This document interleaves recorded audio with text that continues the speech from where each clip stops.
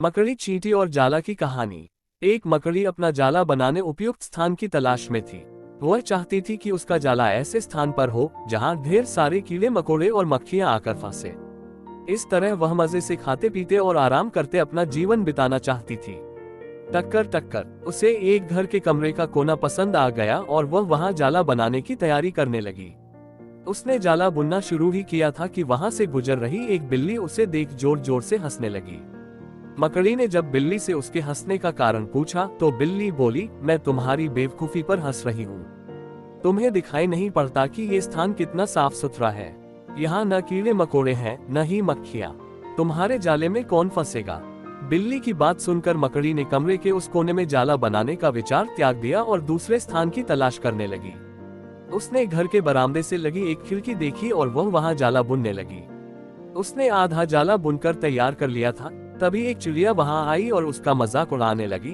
अरे, तुम्हारा दिमाग खराब हो गया है क्या, जो इस खिड़की पर जाला बुन रही हो। तेज हवा चलेगी और तुम्हारा जाला उड़ जाएगा। मकड़ी को चिड़िया की बात सही लगी। उसने तुरंत खिड़की पर जाला बुनना बंद किया और दूसरा स्थान ढूंढने लगी। ढूंढते ढूंढते उसकी नजर एक पुरानी अलमारी पर पड़ी। उस अलमारी का दरवाजा थोड़ा खुला हुआ था। वह वहां जाकर जाला बुनने लगी। तभी एक कॉकरोच वहां आया और उसे समझाइश देते हुए बोला, इस स्थान पर जाला बनाना व्यर्थ है। यह अलमारी बहुत पुरानी हो चुकी है। कुछ ही दिनों में इसे बेच दिया जाएगा। तुम्हारी सारी मेहनत बेकार चली जाएगी। उंगली से दाहिनी ओर इशारा मकड़ी ने कॉकरोच की समझाइश मान ली और अलमारी में जाला बनाना बंद कर दूसरे स्थान की खोज करने लगी। लेकिन इन सब के बीच पूरा दिन निकल चुका था। वह थक गई थी और भूख प्यास से उसका हाल बेहाल हो चुका था। अब उसमें इतनी हिम्मत नहीं रह गई थी कि वह जाला बना सके। थक हार कर वह एक स्थान पर बैठ गई। वहीं एक चींटी भी बैठी हुई थी।